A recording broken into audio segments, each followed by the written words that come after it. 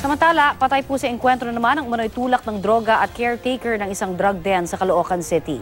Balitang hatid ni Victoria Tulad.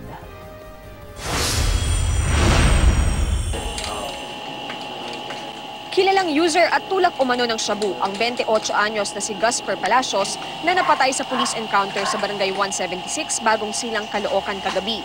Isang concerned citizen daw ang tumawag sa mga pulis para sabihing talamak na naman ang bentahan sa Phase 4C kaya agad nagkasa ng operasyon ang otoridad.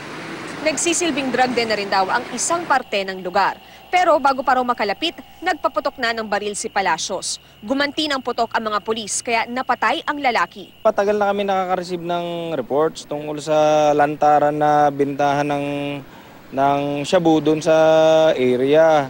Na lumalabas na to si Gasper Palacio, ang pinaka-caretaker doon. Sabi pa nga ng mga kapitbahay, parang minsan nakapila lang sa loto yung mga labas-pasok na mga tao.